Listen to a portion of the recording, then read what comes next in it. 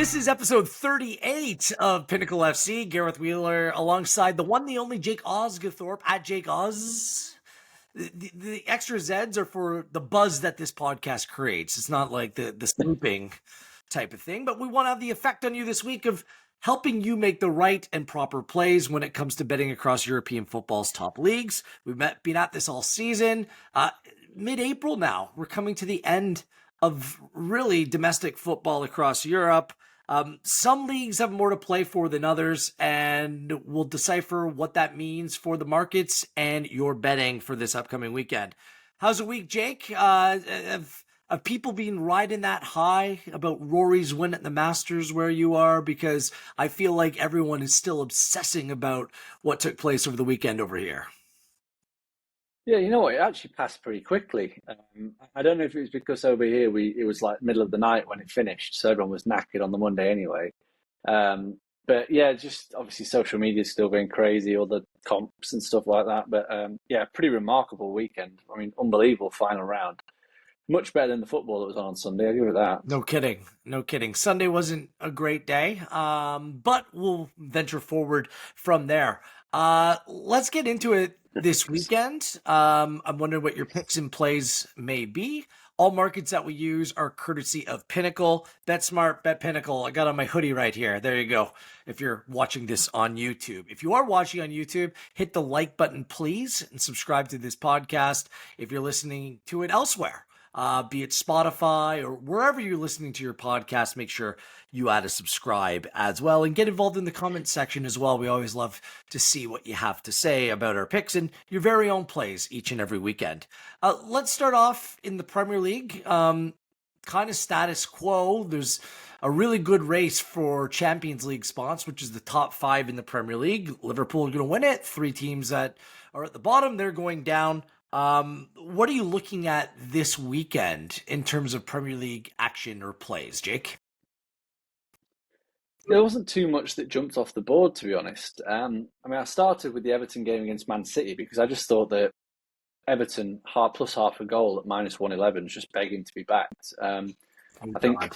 Oh God! Continue. What you going for City? Continue. Are you? Wow. Nice head-to-head to start off then. I lose these. I mean, I lose these every week. It's foolish. Yeah, it's just a no-brainer for me, really.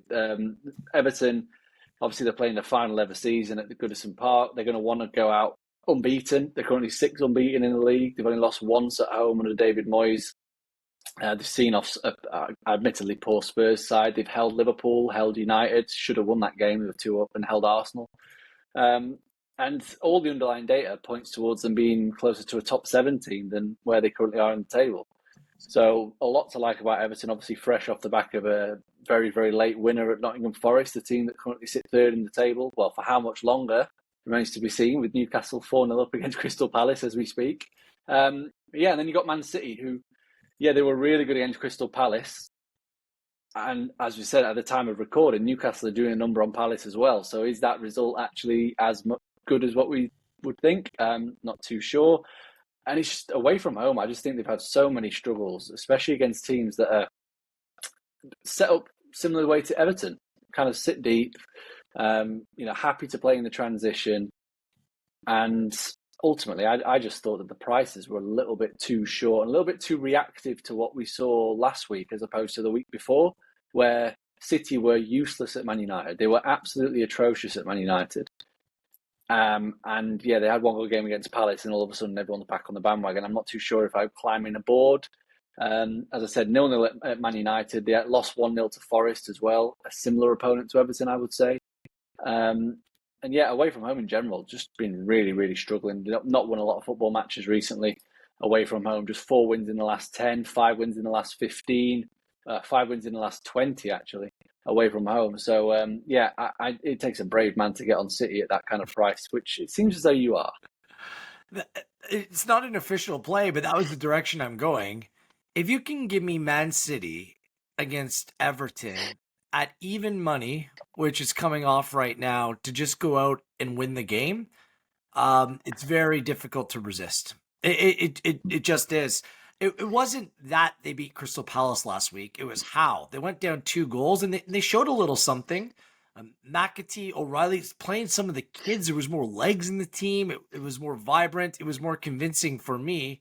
Everton have done well. They just continue to plod along, do their thing. They're not spectacular.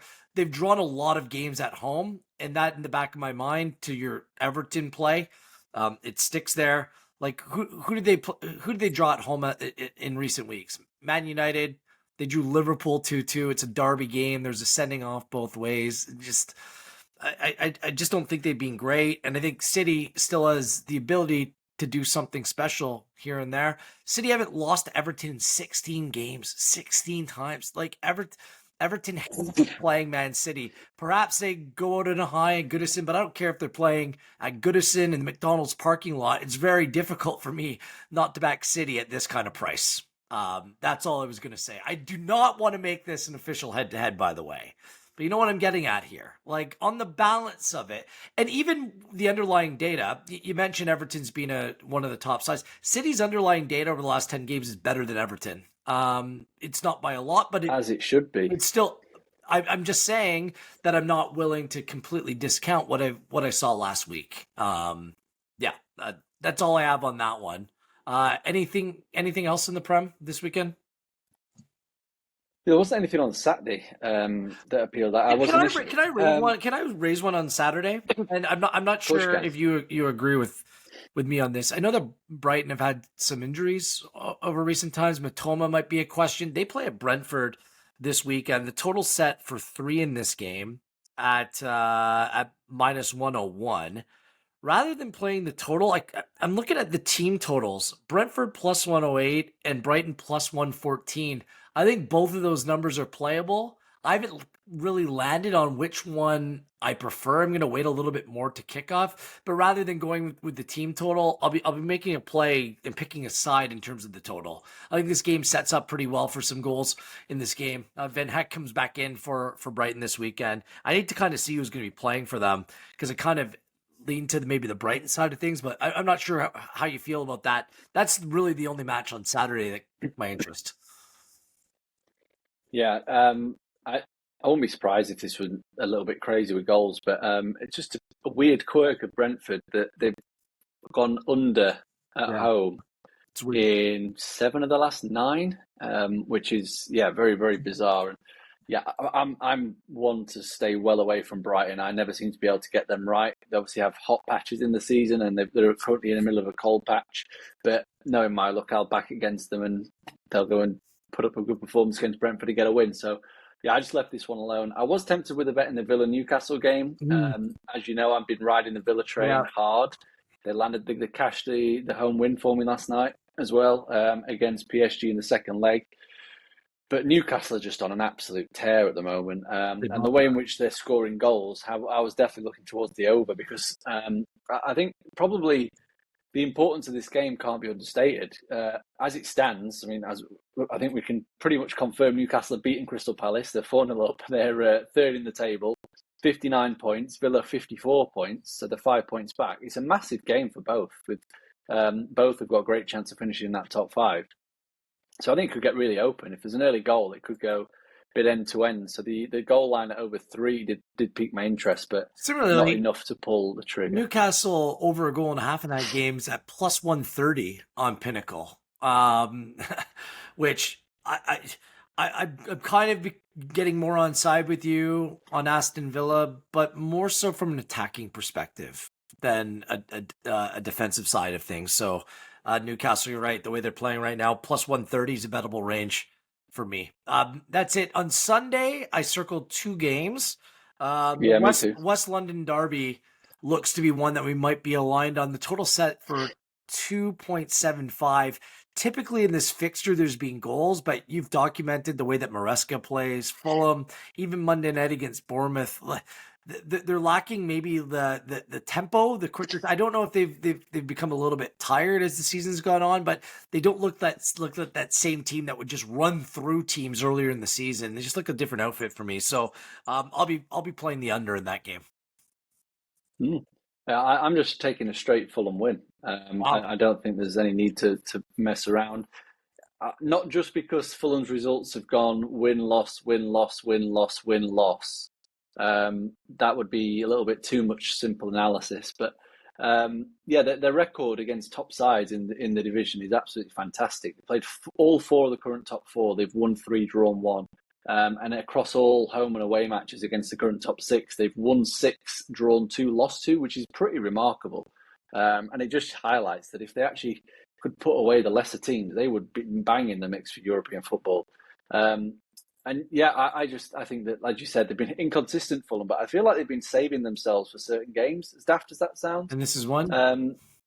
Yeah, I think this is one. If you look through the schedule, so they went to Brighton the week before. They played Fulham Tottenham at home, and absolutely smashed Tottenham.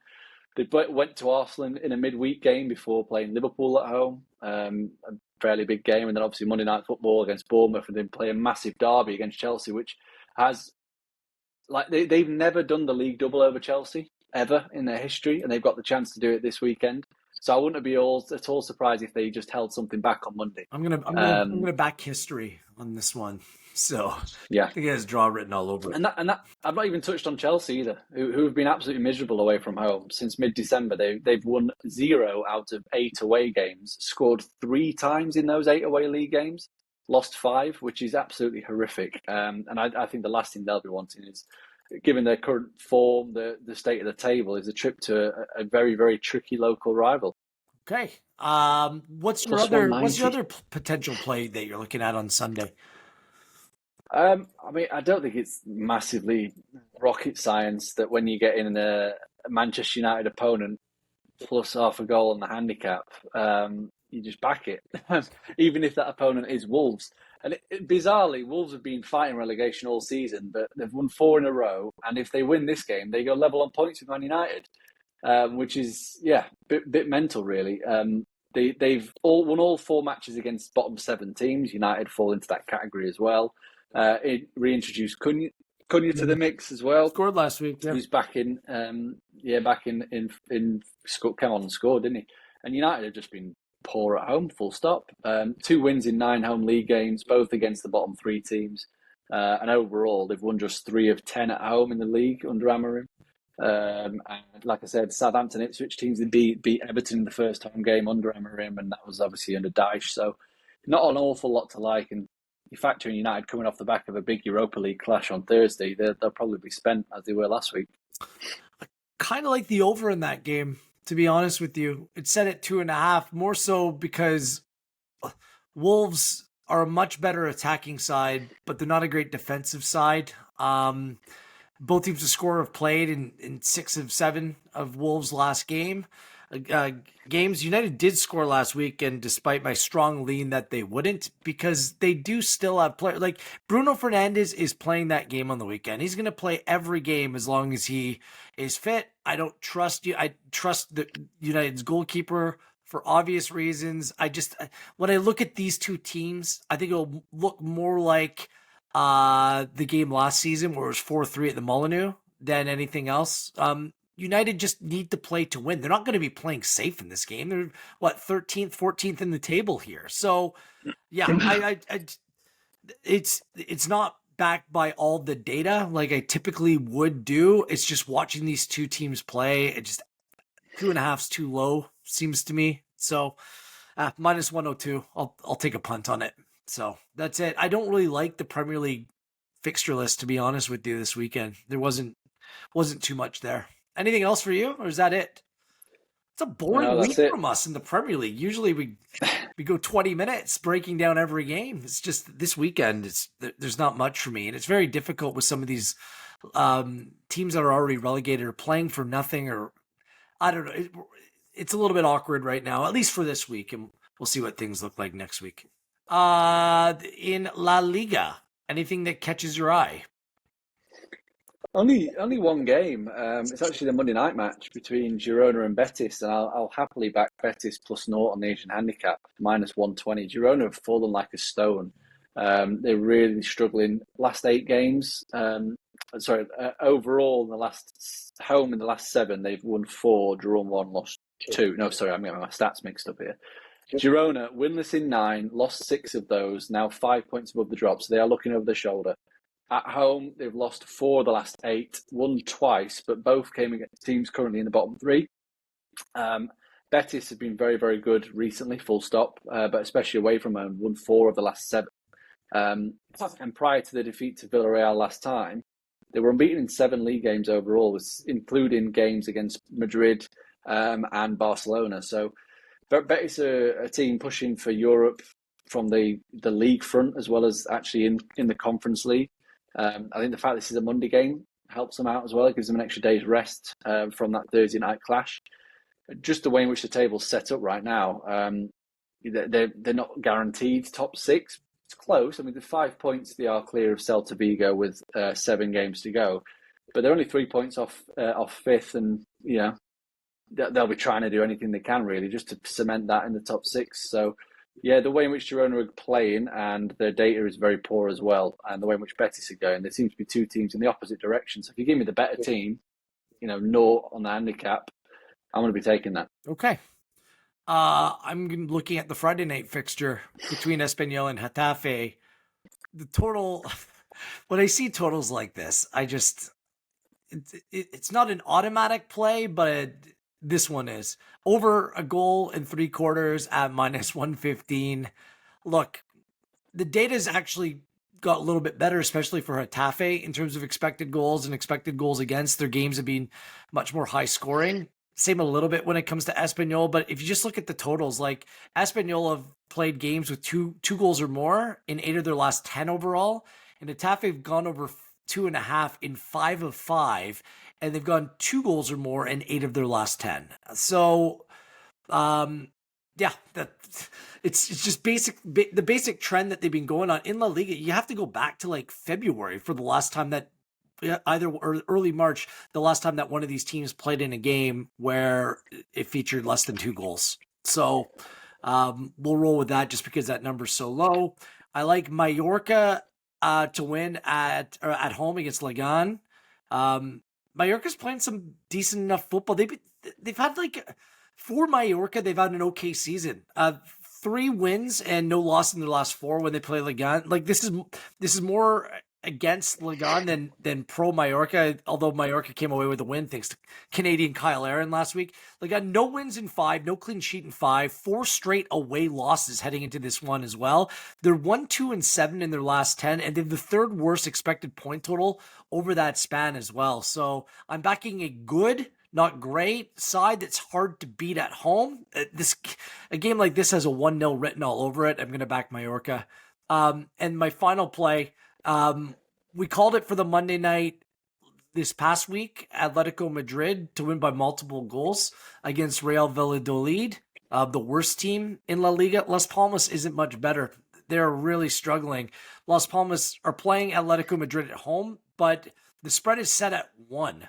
And at plus 101 or just about even money on Pinnacle, that's worth a play for me. Las Palmas 8.32 expected points in the last 10 games is the 2nd worst in La Liga. They're 1-3-6 over that span, and the win came last time out against an Getafe side who were down a man. No clean sheet in 14 games.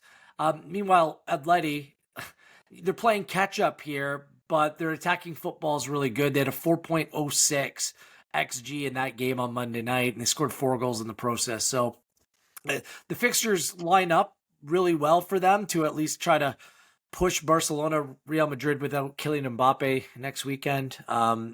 This is you circle this, it's like basically a guaranteed win, and I think they can do it by multiple goals. So that's a good play for me. Anything else?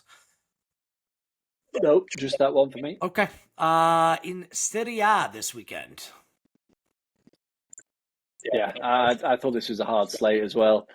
I think the only bet that I actually looked at that nearly made my top 3 was Monza to score against Napoli. Plus 135. That's my Napoli win to 0. You think that Monza can score, or is it are you betting on that just for the number because of where it's at? Yeah. I was the same as you. I initially went, I was like, oh, Napoli win to 0. And I looked at the price, it's minus 119. I was like, that's just way too short to take on the risk of Napoli not only winning the game, but also keeping a clean sheet. You need quite a lot to go your way. And then I flipped it and actually thought Monza to score. at plus 135 looks big because they've scored in 10 of the 16 home games this season, which is a pretty good strike rate for a team that are, relegated. They're done. They've scored in 5 of the 6 at home against the current top 8 as well. So even against the better teams, they're finding the net. And then you factor in Napoli have conceded in 7 of the last 9 away games. And all of a sudden, that plus 135 starts to look pretty big just for Monza to score. And it probably will be a consolation in like a 2 or 3-1 game. But the price just looked way off for a team that have shown capabilities of scoring. And I think playing against the better teams, if you like, does suit them more in terms of scoring goals. They've really struggled. I don't know against bottom sides. I don't know if you have the data in front of you, but like how many of those goals came when a game was out of hand? Like it was just like, yeah, that's fine. No, absolutely fine if it's like that again. The reason why I'd oppose that, and I'm just putting it out there, because I don't think that Napoli's a team, especially away from home, that are going to go out and score 3 or 4 goals against Monza. I think that low scoring to 0 victory is kind of the modus operandi for them, especially away from home, even against bad teams, right? I'm just curious about what that number would look like. I'm not saying that your play isn't one worth making. I just wonder what the context of those home goals are. The reason why I'd oppose it, and it's good to play devil's advocate for this podcast. We can hear things both ways. They've lost 3 in a row. They haven't won in 12. They've failed to score in 6 of their last 10 games. So it's getting worse. Like, it's not getting better. They have 5 goals in their last 10 games overall, and they've the worst expected goals of 6.67 over that span. That's like 2 expected goals worse than anyone else in Serie A over those last 10 games. So therein's my concern, and therein I think that you have Napoli, who are still trying to chase down Inter and going to push them with Inter playing the Champions League midweek. That I think that Inter will just try to play a nice, tidy away game, potentially low scoring, but a win to 0, absolutely in play for me. But at minus 119, you're not, to your point, Jake, is it worth it? Is it worth it? No. Like I said, I'd much rather take the bigger number on Monza scoring. Yeah. Napoli's clean sheets have dried up. They're struggling to do it. I know they beat Empoli last time out, but before that, it was just 1 clean sheet in the previous 4. And yeah, I'm fully aware that we're taking on the worst team in the league in terms of scoring a goal, but I think they can do that at least. And don't forget that they are pretty much relegated, and obviously there's no data, you can't quantify this, but these are the kind of games that they're going to get up for against the better teams. The kind of games you want to bring your best, because you never know, if you make an impression, you might get picked up by a mid-table side from just like Torino or someone just for having a good game against Napoli. These are the kind of things that, like I said, very difficult to quantify. But it's like whenever Man United roll into town or Liverpool roll into town, you always lift your game a little bit, as opposed to if it's Leicester or Southampton. So I think there could be a bit of that as to why they've got such a good record of scoring against the better teams. Like you said, part of it is ties, game's dead, and they've just kind of caught one. But against, I think it was Fiorentina, they actually won that game 2-1. Against Inter, they actually held, I know it's way back in September, but they actually drew with Inter, scored the first goal in that game as well. So there's various different scenarios in our favour, in the sense of it being a game over 3 or 4-0, which I think is more than possible with with what way in which, I mean, Napoli did it on Monday. Nice easy 3-0 win against Empoli. Napoli also won 2-0 in this fixture. Good luck with that one. I'll leave that to you. I also think that Juventus might be a little bit short. They're at Parma. I thought Yildiz Vlahovic was back in the team on the weekend. Parma have drawn their last 5. I mean, they dealt me a loser when they played Inter a few weeks back. I believe it was 2-2. They're scoring goals, but they're conceding goals. But with Vlahovic back in the team, Juve to just win outright at minus 122. The underlying statistics for Parma still aren't very good, despite the fact they've drawn their last 5. I think it's an okay spot to back Juventus again. I just don't love the markets this week. Minus 122, it's a little bit of a reach. But that was the only other game that caught my attention on the Serie A board this weekend. All right, to the Bundesliga we go. What's going on in Germany this week? And I know we took last week off in backing Freiburg. They ended up winning at Borussia Mönchengladbach 2-1. Kind of kicking myself. I'm not going to make that mistake again. I'm going to back them to beat Hoffenheim at minus 104. Freiburg at the fourth best in expected points over the last 10 games. Head-to-head, no losses in 7. They've had a good season, and Hoffenheim at home, I'll back them to win outright at a decent enough number. You're going to get back on board with Freiburg. Yeah, that was the only play I had in Germany as well. Partly Freiburg being good, 8 wins in 14 home league games. They've lost 2 straight, but one was to an improving Dortmund. So I think we give them a little bit of a respite on that one. But yeah, it's mainly around Hoffenheim and just how bad they've been. They've lost 7 of their 14 away games, but their underlying data has them as basically what they are, which is the 4th worst team in the division when travelling. Collected just 13 expected points from 14 games, conceding 22.5 expected goals against in those 14 games. So they're giving up a lot of chances. They're not creating anything as well. They're actually the worst attack when travelling, just 12.2 XG in 14 games. So only them and Augsburg are the 2 teams with an XG per game of less than 1 when travelling. I think it's a good spot for Freiburg to get themselves a back-to-back wins, because they're not out the hunt for the top 4. No. They're only 3 points back at Leipzig, and Leipzig have picked up a bit of form, but they're only 3 points back. The goal difference is a problem, -5, but other than that, they are right in striking position to get European football. Yep, I'm with you. One other play, RB Leipzig is back scoring goals. This is a good thing that they're finally fit. It was a really disappointing season. Then all of a sudden you look and they're 4th in the Bundesliga table, and now they play Holstein Kiel this week. You know how I feel about them. I mean, Holstein Kiel 1, 2, and 6 in their last 9. Their expected point total is the worst in the Bundesliga since the beginning of February. And Leipzig's coming off back-to-back games where they scored 3 goals. 3 at Wolfsburg, 3 against Hoffenheim. Again, they're in the top 4. I'll back them on the handicap. 1.5 at minus 114. This seems to be a good spot. Playing at home. They're playing for something. I'm hoping a big weekend based on my plays for my future potential Manchester United strike force with Xavi Simons playing alongside Matheus Cunha in behind striker X. That's kind of my Rasmus Højlund. Definitely not. Maybe a Liam Delap. I can wrap my mind around that if it's Cunha and Simons playing behind. But I know. Let's get relegated and let's go sign the striker that got relegated. So that's what we do. That's exactly what we do. So I'm sure there's a better option at striker than that. I was just throwing out a name. Not at the price. I don't think they will be at the price. No. 30 million quid. No. But Cunha and Simons, those are my priorities, okay? And then beyond that, we'll see what happens. But yeah, forget the defense and midfield. They just need anyone that can and the goalkeeper back in the net. Yeah. And the goalkeeper. Yeah, sure. Bring Peter Schmeichel back. I'm fine with that. Just whatever. It'd be better than Onana. Yes. It's not being better. It's not being much worse. That's what it's about. So I'll back RB Leipzig at minus 1.5 at minus 114. That's it for this weekend. Anything else? Yeah. Anything else on your radar? No. Anything else you'd like to get off your chest? Not really. No. It's 5-0, one of those weeks 5-0 Newcastle now against Crystal Palace. Yeah. Does any of this change the way you look at Villa Newcastle before we go? Not really, no. I was still leaning towards goals.